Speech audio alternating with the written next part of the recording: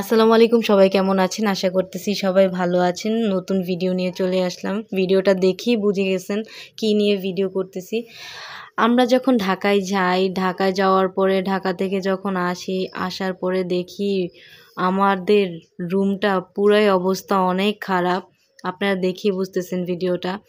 তো আসার পরে দেখি আমার শ্বশুর আব্বু পুরো রুমটা রং করাইছে। রং করানোর পরে জিনিসপত্রগুলো তো পুরোই এলোমেলো। আর আমার হাসব্যান্ডের যে গেঞ্জিগুলো ছিল, শার্টগুলো ছিল, ওগুলো পুরোই ধুলোবালি দিয়ে কি একটা অবস্থা, এই যে দেখতেই পারতেছেন কি অবস্থা হয়ে গেছে। তো এগুলো সব ও ধুইতে নিয়ে যাবে, ওয়াশিং মেশিন চালু করে দিতেছে এগুলো ধোয়ার জন্য। তো ঢাকা থেকে যখন আসি, আসার পরে পুরো, আর আপনারা সবাই জানেন যে যখন রুমে রং করা হয় তখন কি একটা অবস্থা হয়ে যায়, পুরোই খারাপ অবস্থা হয়ে যায়। আর বাসার মধ্যে যদি বড় বড় ফার্নিচারগুলো থাকে তখন রং করতে অনেক টাফ হয়ে যায়, অনেক কষ্ট হয়ে যায়।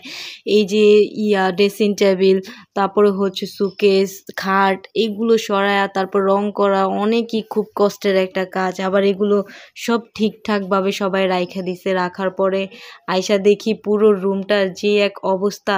আসার পরে দেখি জামা কাপড়গুলো নোংরা হয়ে গেছে, ওর পুরো ধুলো বালি পইড়া মানে একটা অবস্থা অনেক খারাপ। এই যে আপনাদের ভাইয়া দেখতে পারতেছেন, ওর জামা কাপড় যেগুলো ছিল ওগুলো সব পরিষ্কার করতেছে। আর আমি রুমটা আপনারা দেখলেই বুঝবেন, আমি যে সুকেসের যেগুলো জিনিসপত্র ছিল ওগুলো সব ধুলা দেয়া ভরে গেছে, ওগুলো সব পরিষ্কার করতেছি। কারণ পরিষ্কার না করলে এগুলো তো আরও ময়লা জমে যাবে। এগুলো আইসা আমি সব প্লেট যা ছিল কাঁচের সবগুলো মুছা নিচে রাখতেছি। কারণ এগুলো তো নষ্ট হয়ে যায়, কারণ এগুলো সব নষ্ট হয়ে যাইতেছে। পরে এগুলো একটা একটা করে সবগুলো পোছাপুছি করতেছি, পুছা নিচে রাখতেছি। সব কিছু সুন্দর মতো পোছা শেষ। পোছার পরে এগুলো সব কিছু গুছাইয়া রাখতেছি সুন্দর করে একটা একটা করে।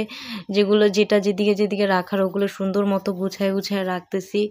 কারণ এটা হচ্ছে আমার সংসার, আমার সব কিছু আমারই করতে হবে। তো কেউ তো আর করবে না। ও আবার বলে, "তুমি অনেকক্ষণ ধরে কাজ করতেছো, তুমি একটু ডিম খাইয়া নাও, তোমার শরীরটা আরও ভালো লাগবে।" পরে এই তো ডিম খাওয়ার পরে আবার এই যে গ্লাস ক্লিনার দিয়ে গ্লাসটা ক্লিন করে নিচ্ছি। এই গ্লাস ক্লিনারটা অনেক ভালো, গ্লাসগুলো অনেক সুন্দর করে চকচক রাখে।